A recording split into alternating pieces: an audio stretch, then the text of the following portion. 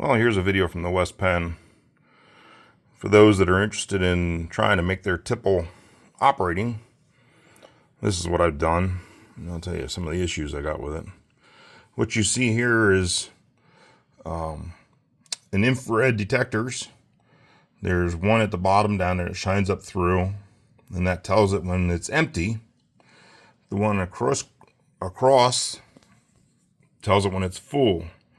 So there's electronics in there to turn on and off a solenoid to blow air up that tube from the other side. And there's a hopper there that feeds it. So it just simply blows through there and fills up this hopper in here, and then we'll go out the bottom. What I'm having an issue with is, and these worked for a number of years,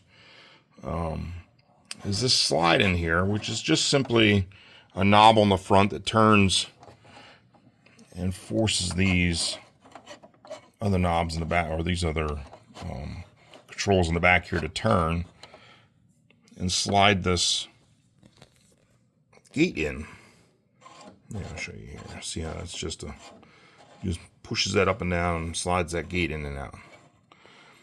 And that's worked for, well, I guess 10 years maybe at least. And what I'm having an issue is with this one back here, it seems to be it's getting stuck down in. Let's see if I can get down in there to show you. And what I think what's happening is it's getting loose. I guess the wear is enough that it's getting loose in there and getting jammed up. Well, I realize the gates are probably not the best solution for this. And what I'm thinking is using a plunger that will go down in the top and plug the hole, pull up when it wants to release it, fill it,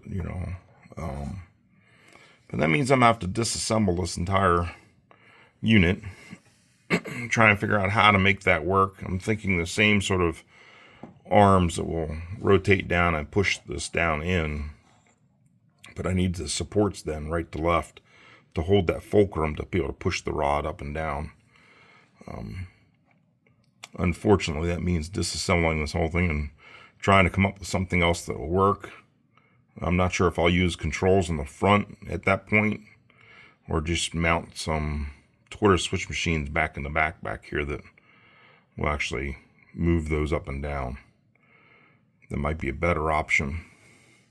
Then I don't have the controls and I can actually pick it up and move it a little bit easier than, because this is all screwed down to the base so that it doesn't move when you're trying to control those knobs. But that's what I have here.